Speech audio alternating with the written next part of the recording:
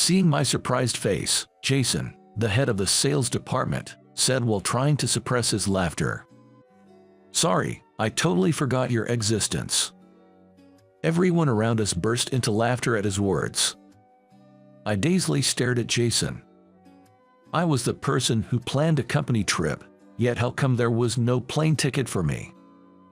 "Sorry, but there's no seat for you. You might as well head back now." Watching Jason laughing his heart out, I regretted not taking care of the travel arrangements myself until the end. But it seemed that Jason had planned this all along. I was completely set up. On my way home from the airport, I sent an email to a certain person. They are probably on the plane with the rest of the sales department by now, so this email won't reach them immediately, but that's fine. I've been transferred a lot more than other employees. The reason is that they wanted me to have tough experiences and get to know various jobs within the company. Because of this, people including Jason started to see me as a liability that couldn't stick to any department, but it was all at the behest of a certain person. My name is Michael. I'm a company employee in my 40s. My parents divorced when I was a child, and I lived with my mother and grandmother in my mother's hometown. My mother was always busy with work, so I spent a lot of time with my grandmother when I came home from school. When I was doing my homework in the living room, my grandmother would bring me snacks and drinks. We would eat them together and chat about what happened at school that day or just have some light conversation. Among the snacks my grandmother prepared, my favorite was a certain brand of cookies. They were sweet, cinnamon, and had a satisfying crunch, and they were both our favorites. Sometimes my grandmother would buy cookies from different brands, but we always ended up saying that the usual ones were better. I loved spending the time with my grandmother. My mom was always busy with work, so she often came home late at night. But having my grandma around meant I never felt lonely, and I admired my mom for her hard work. I wanted to work hard like my mother and be kind to others like my grandmother when I grew up. And so, I grew up with those thoughts in mind. My mother really wanted me to go to college, although it wasn't easy. Consequently, I managed to graduate from a college thanks to scholarships and other programs. I was interested in business management, so I chose the subject as my major. After graduating, I got a job at the cookies manufacturer I always loved. Having an accounting certification, I was assigned to the accounting department as a new graduate. Being assigned to the accounting department as a new graduate is thought to be difficult, but it seems I was placed there because there happened to be an opening. Though I joined a company because I liked its products, I ended up in a department unrelated to them, but that's just how things turned out. I was placed in the accounting department, so I had no choice but to do my best there. Fortunately, the department was full of serious people, but my colleagues were sincere, and they made a comfortable place for me. The accounting department might have seemed stiff and gloomy from the outside, but Alex, my mentor, taught me the job carefully, and my boss, Michael, was kind. While learning the job, I even acquired a business accounting certification, but 4 years after joining, I was transferred to the product planning department. The atmosphere in the product planning department was completely different from the accounting department. It was filled with curious people, and there was always a buzz of conversation about recent societal trends and personal hobbies. I am not good at speaking. Even when I was struggling to find words, there were people who would understand what I wanted to say and draw it out from me. I was initially surprised by everyone's high communication skills. The job required creativity and analytical skills, so I became interested in the latest trends and learned about marketing tasks. Our team's proposal had finally been approved, and we were all celebrating. Then, I was transferred to the production management department. The motto of production management was to avoid stockouts without holding too much inventory. This job, which involved everything from procuring raw materials to shipping finished products, was appealing because it allowed me to be directly involved with my favorite snacks. Since this department required communication with many other departments, I was able to interact with people I had never dealt with before. It expanded my network. Just when I was starting to feel antsy about becoming a mid-level employee, possibly responsible for training juniors, I was transferred to the marketing department. I would often do market research while in the product planning department, but figuring out how to sell was the job of the marketing department. This department required management skills and the ability to see the big picture. It's been a while since I graduated from college, but I remember there was a marketing department within the business school I attended. Although it wasn't my major, I took some courses on marketing strategies. After all, management is considered a higher concept than marketing, and it's said that the goals of management and marketing are aligned. Marketing involves efforts directed towards customers, while management involves efforts considering the entire company's future. Touching on management-related subjects after such a long time, I found management studies challenging yet enjoyable. There was a great sense of accomplishment when the sales strategies I came up with increased the awareness of our products, and I wished to stay in this department where I could apply what I learned in business school. Around the time I turned 40, I was transferred to the sales department. This was my fourth time facing the challenges of adapting to a new department since joining the company. Like before, I believed that there would be new discoveries and joys in the sales department, but this time things didn't go as smoothly. On my first day in the new department, I arrived a bit earlier than usual. I always do this on the first day to greet everyone and organize my desk.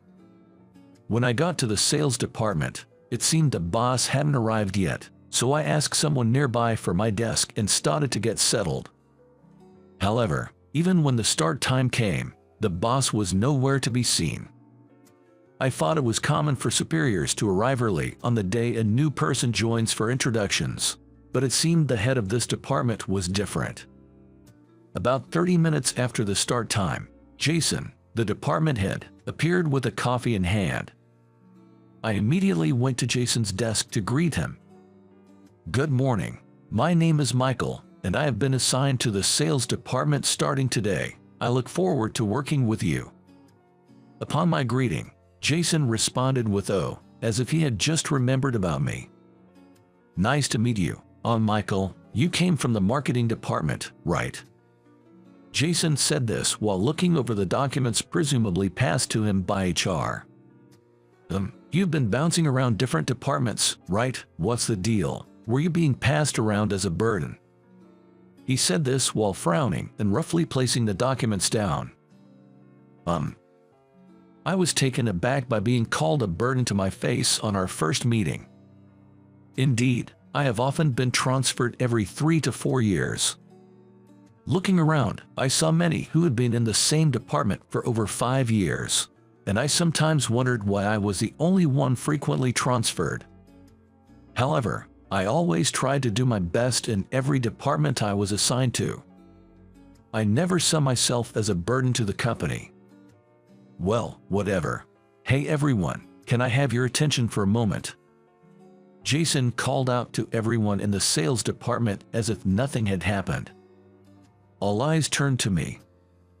"This is Michael, who joined the sales department today. He came from the marketing department, but it seems like he's been shuffled around a lot and couldn't fit in anywhere, making him somewhat of a burden. Tried to get along with him, but only to a certain extent." Laughter erupted at Jason's humorous introduction. And there, I realized I was completely out of my element.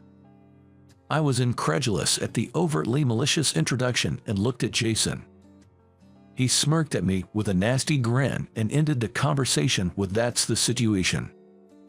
I should have responded properly, but I was so shocked by the blatant hostility that I couldn't say a word. I've never been confrontational, but in all the departments I've been, people warmly welcomed me, and as we worked together, our relationships deepened gradually. First impressions are important. I should have countered Jason's words with a joke, but it was my mistake not to. They must have thought I wouldn't talk back no matter what. As expected, I became the target of Jason's harassment from that day on. The following days were gloomy. I've worked at this company for nearly 20 years, but I've never experienced anything like this. Given the laughter at Jason's remarks yesterday, it seemed best to assume there were no allies in this department. A mentor was assigned to teach me the ropes of the sales job, but perhaps because of Jason, there was a certain distance. Observing the department more closely, I noticed everyone seemed overly cautious around Jason. Although I was unfortunate to become Jason's target this time, I wondered if there were others in the department who had been targeted like me before. I casually asked Brandon, the senior mentor, "Why did the person before me leave?" Brandon hesitated with his words. "Why are you asking something like that?" "Well, I was just wondering if there was an issue with Jason." Upon hearing my words, Brandon glanced around and then whispered, "I feel bad for you, Michael, but once he's got his sights set on someone, it's over. The harassment continues until the person leaves. It seems Jason targets people like me who don't fight back and repeatedly harasses them. It might be his way of blowing off steam, but it's unbearable for those on the receiving end. So, my predecessor left because of that." Shh, Jason is watching. Brandon didn't say more, but his words were enough for me to understand what was happening in this department. Jason was originally the ace of the sales department and climbed up to the position of manager at a young age. However, being good at the job doesn't necessarily make someone a good boss. It seems the more overbearing Jason became, the more power he got. If you upset him, he'd lash out or relentlessly corner someone. He would push those he disliked to resign and favor those who flattered him, regardless of their abilities. This blurring of professional and personal boundaries seemed excessive, but it had been tolerated in this department. Now, he surrounded himself with favorite employees who obey him, effectively controlling the sales department. While avoiding Jason's gaze, I gathered information from Brandon. It appears I've become the target of a troublesome person. Just as I was getting used to the work in the sales department and the daily nagging from Jason, it seems that every year around this time, the sales department goes on a recreational trip. Some departments I had been in before had such events, and others didn't. It was my first company event in a while. One day, Jason suddenly called me over and tasked me with arranging the trip. "I really want to go to New York. Considering it's from here to New York, it might be quite expensive. Is that okay?" "That's your responsibility." Jason handed me a document with the schedule and budget. Even though he told me to figure it out, there's a limit to what can be done. If we wanted decent accommodations and meals, it might be difficult with this budget. "Understood. I'll give it a try." So, I scoured the internet for cost-effective accommodations and considered travel agency tours, somehow managing to come up with a New York trip plan within the budget. Juggling sales work and travel arrangements, I stayed late every day working on the trip plans. Since everyone's available dates were already set, I had to rush the hotel bookings. Popular cost-effective hotels needed to be booked quickly to avoid missing out on available rooms. When I submitted the plan and estimate to Jason, he just said them and carelessly placed it on a pile of documents. I was concerned that the hotel booking might fall through if it was left. I hesitantly spoke up to Jason. "What is it?" "The hotel is popular, and there's a chance it might get fully booked if we don't reserve soon." "What? Are you telling me to hurry up? Who do you think you are?" Jason glared at me, furrowing his brow. "I'm sorry, if an Olden or a lower-grade hotel is okay, then there's no rush. Sorry to bother you when you're busy." As I was about to leave, Jason stopped me. "Wait a minute," and I felt a sense of relief inside. "So, I just need to contact here to make the reservation?" Yes. They should recognize the name since we've already got a quote. It includes the flight tickets as well." I'll take care of the rest." You don't have to do anything more. I was surprised by Jason's unexpected offer. Really? You're going to handle it, Jason? Is there a problem? No, not at all. Thank you very much. I was puzzled but left the rest of the arrangements in Jason's hands and returned to my desk. However, I would come to regret letting Jason take over from it. On the day of the recreational trip, when I arrived at the meeting place, I saw Jason busy with his phone. He seemed to be sending the check and barcode to each member of the sales department one by one. Lately, checking in with a two-dimensional barcode instead of a paper ticket has become the norm. I moved forward to receive my ticket from Jason. All right, everyone, let's head to the boarding gate. Jason said this as if he couldn't see me standing right in front of him, addressing everyone else. I hadn't received the barcode yet. What? I should have sent it to everyone already. Jason made an exaggerated expression. What? Seeing my surprised face, Jason said while trying to hold back his laughter. Sorry, I totally forgot you were here. At Jason's words, everyone around us burst into laughter. I just stood there dazedly, looking at Jason. Sorry, but there's no seat for you. You had better head back now. Seeing Jason laughing, I regretted not handling the arrangements myself until the end. But it seems Jason had planned this from the start. I was completely set up. Understood. When I said that, Jason said bye and left with everyone towards the boarding gate.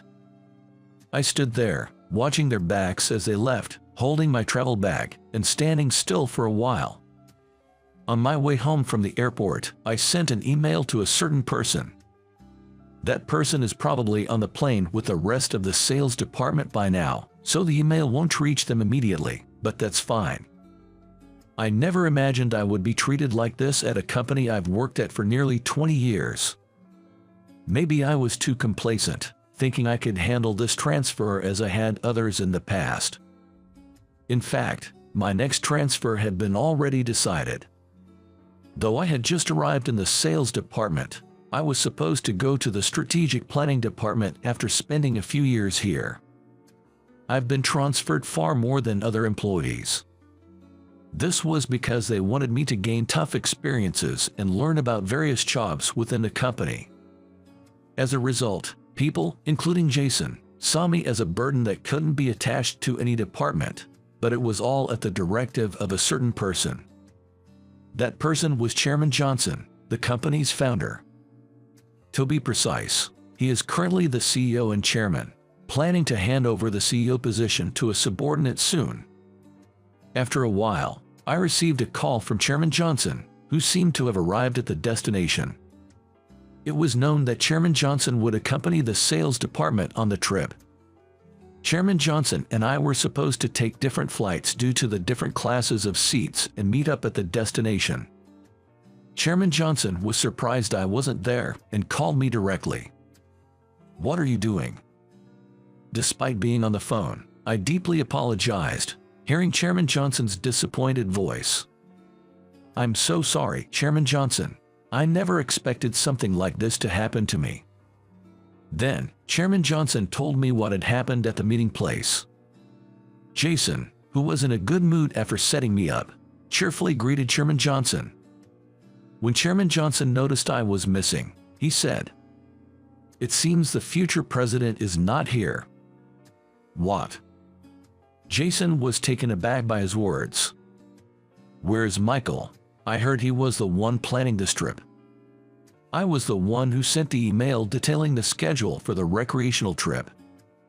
However, after that, the responsibility was shifted from me to Jason. "I'm sorry, Chairman Johnson. Unfortunately, it seems Michael forgot to secure his own ticket and isn't here," Jason said to Chairman Johnson with a wry smile. "Michael, I can't believe he would make such a mistake." Seeing Chairman Johnson's puzzled face, Jason nervously asked, "I might have misheard, but what did you say a while ago? Something about a successor?" "I said he's the successor president." Chairman Johnson stated firmly, and Jason asked again. President, whom are you referring to? After being asked repeatedly, Chairman Johnson said with a bit of irritation, I told you, Michael is the successor president. I've decided that. Do you have a problem with that? It's no wonder Jason was taken aback by those words. I was just as shocked when I first heard it. My encounter with Chairman Johnson dates back almost 20 years. At the time when he wasn't yet serving as chairman and was known as President Johnson. A year had passed since I was assigned to the accounting department as a new graduate, and I was finally getting comfortable with the daily tasks. Accounting tasks are highly specialized, making it difficult to grasp the whole picture, including the financial statements. You could manage your work without understanding how your tasks fit into the financial statements, as long as you knew what you were responsible for. At that time, I understood my tasks but didn't really know what everyone else was doing. During lunch, I was eating my boxed lunch at my desk, summarizing tasks and their owners in a notebook, and studying the financial statements. Though not asked by Brandon, I wanted to learn as much as possible about the department's work to get a better understanding of the overall picture. When everyone else went out for lunch, I was invited. However, I had already bought my lunch. I was alone in the office. To save energy, only a few lights were on during lunch, leaving the office dim as I scrutinized the financial statements. I looked up for a moment and thought I made eye contact with someone walking in the hallway. Though the face was unclear from my desk, I greeted them since they were a colleague. Surprisingly, the person entered the accounting office. The smiling man seemed familiar. Working hard even during lunch, I see. Thank you, just trying to learn as much as I can. I replied, a bit embarrassed, not sure who he was. You're the new guy, right? Settling in okay. Does he know about me? The man said so. Yes, I've managed to get the hang of my tasks, but understanding the whole picture is still challenging. Interesting. Did someone ask you to do this? He pondered for a moment after asking. No, no one asked, but I thought it'd be good to understand more than just my tasks, to eventually grasp the current situation and think about improvements. You're interested in fund management, aren't you? That's impressive. I didn't even understand the difference between financial statements and balance sheets when I started learning about management. He was surprised by my response. I shouldn't have said such things as a newcomer, but I was surprised he took me seriously.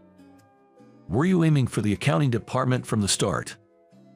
Not really. I graduated from the business school, but I joined because I liked our products, not specifically for accounting.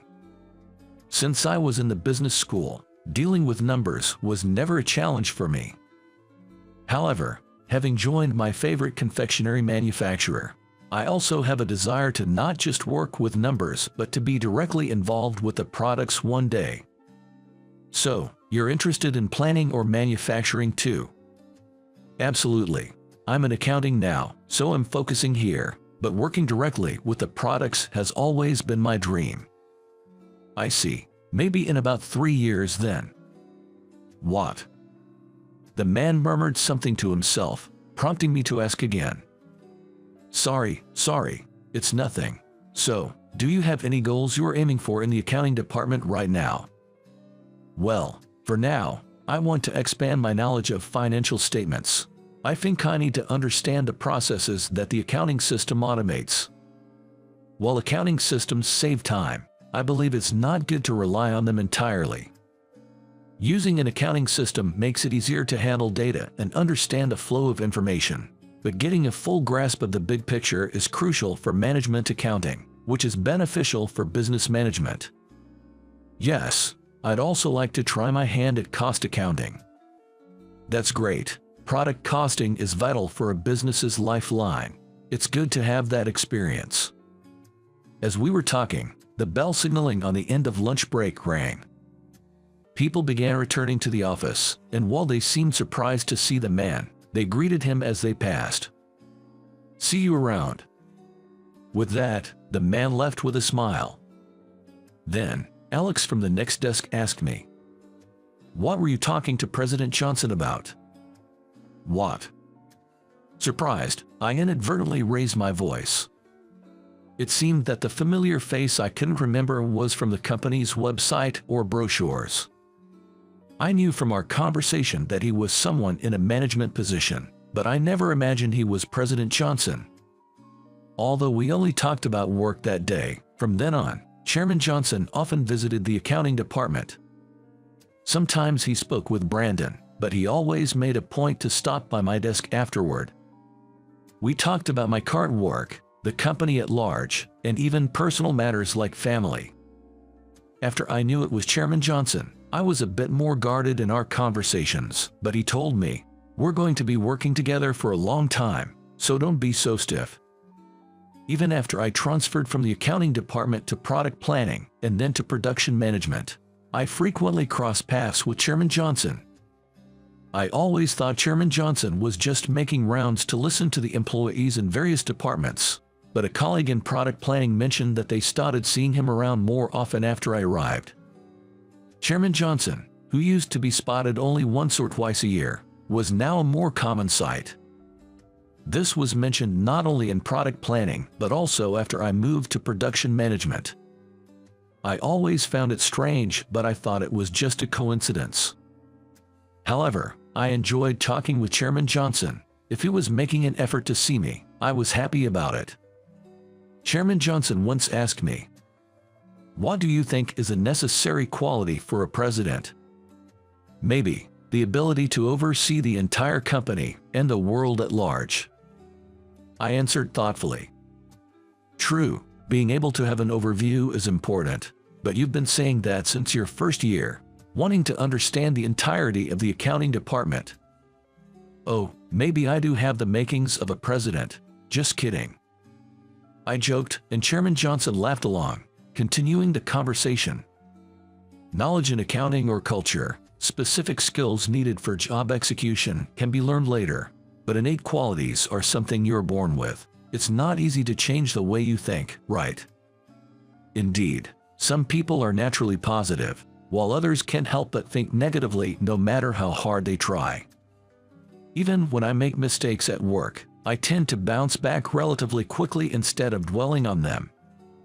The transfers that come every few years might leave some regrets, but the joy of learning new things outweighs them. I hadn't fully realized it. I have a naturally strong curiosity. Exactly. Not everyone is cut out for the job of president. I'm not really the best fit for it myself. I was more interested in research. Really? Before founding this company, you were doing food development research at a major confectionery manufacturer, right?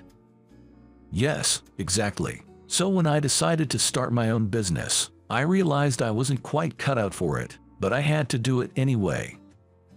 Building this company, which is well known and loved by many, must have required immense effort. Being a president requires various skills like dealing with crises, decision-making, and execution. Chairman Johnson might say he's not suited for the role, but reaching this point must have involved significant talent and hard work. What I think is, a president should never stop learning. Even if things are going well, they shouldn't be satisfied and should always look for improvements. That's the kind of person I want for the next president. Are you planning to retire, Chairman Johnson? Surprised by the talk of a successor, I asked Chairman Johnson. Not immediately, but succession is a common topic among presidents. Who will take over? You can't just hand over the company to someone who knows nothing, right? A successor needs to be properly groomed. The future of the company is at stake, so it can't be taken lightly.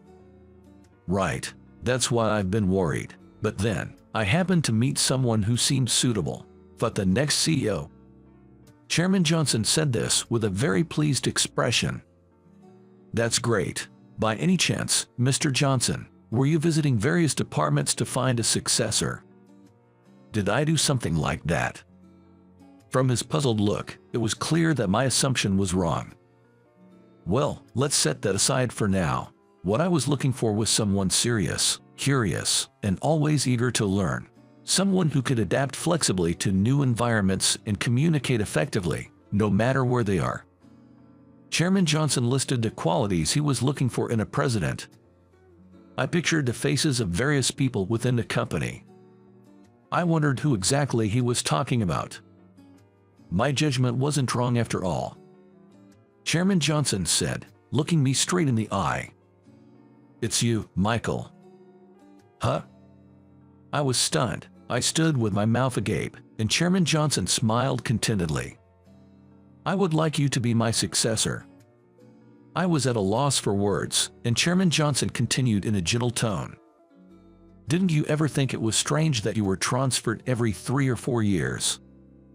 "Well, yes, but I thought maybe it just happened. That was because I wanted you to experience various departments and understand their specific work. Understanding the field is important for a president." I had come to think my frequent transfers as normal, but others might stay in the same department for 5 or 10 years. I never imagined such a reason behind my many transfers. Could it be that Mr. Johnson often came to see me because? Of course, I was concerned about how my successor was doing. Saying that, Chairman Johnson puffed out his chest. It felt like solving a long-standing mystery. "Wait, when did you start thinking of me that way?" At my question, Chairman Johnson looked nostalgic. "When I talked to the newcomer in the accounting department. I remember that time well.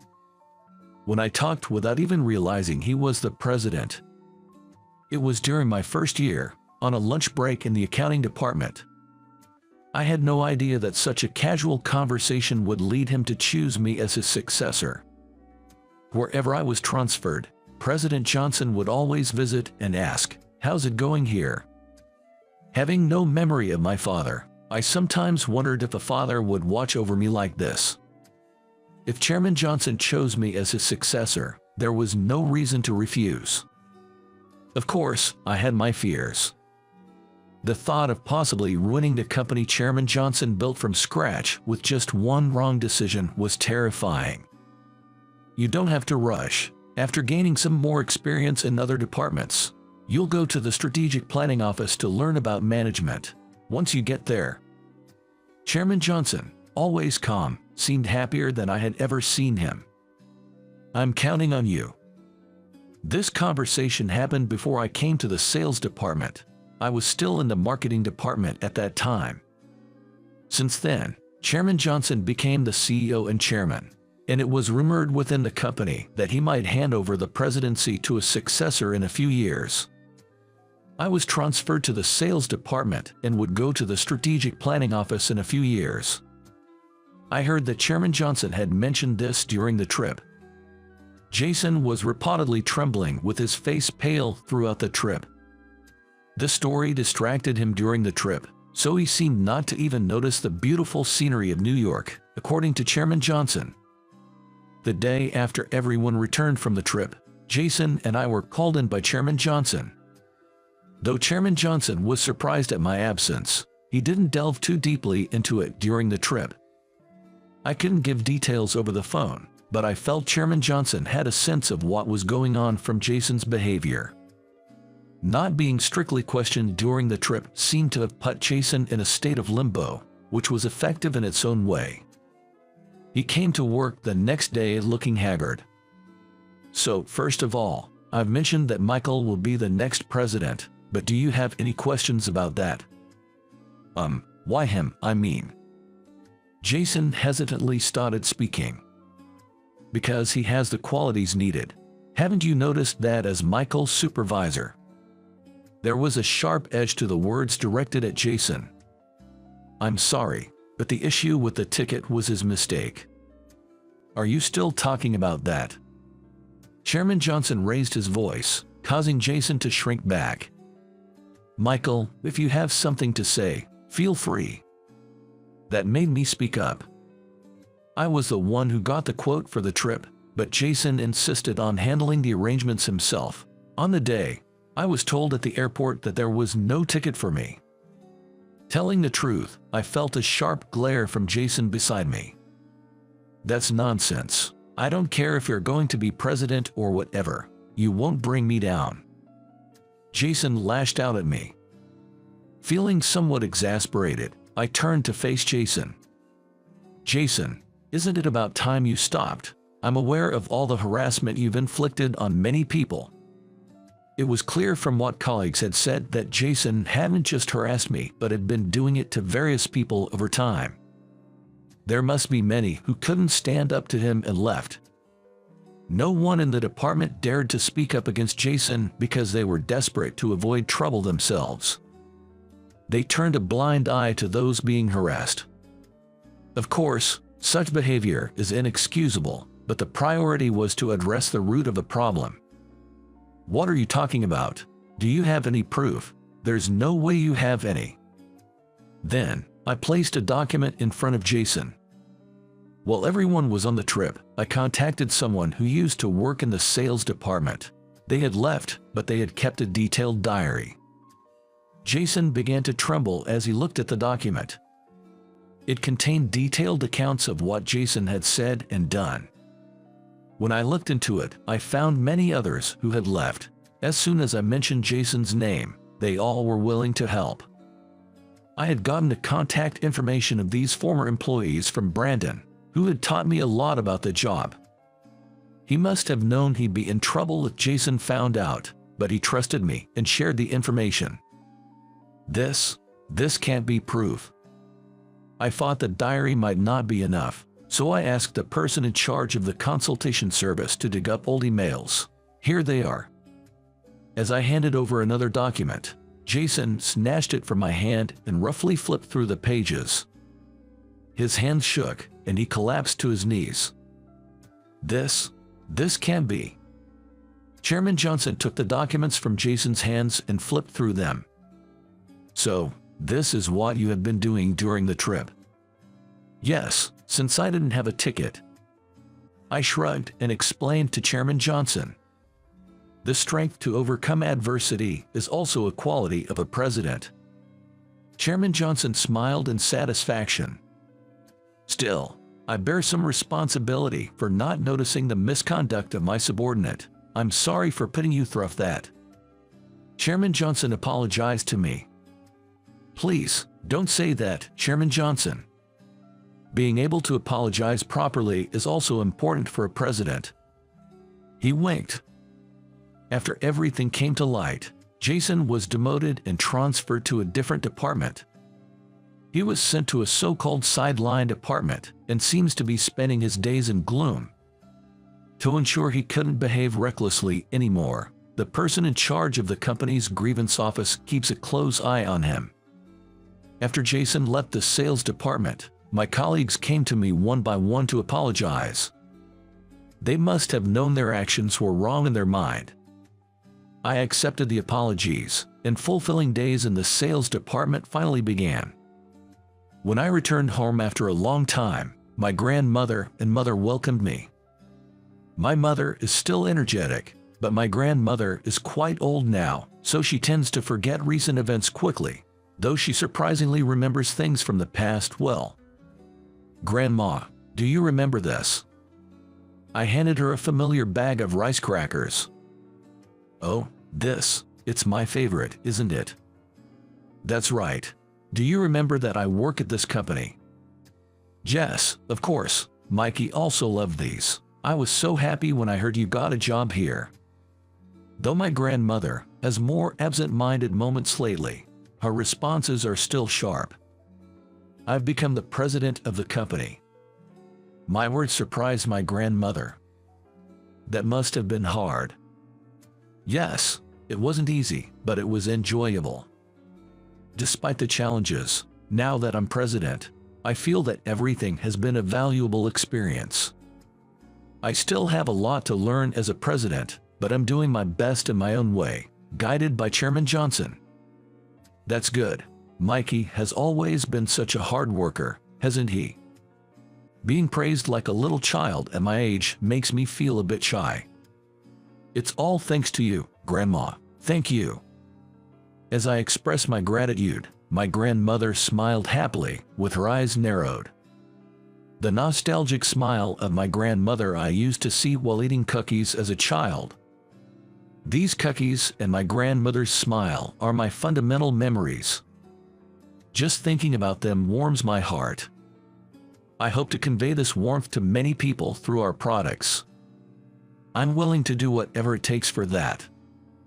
The journey as a president has just begun.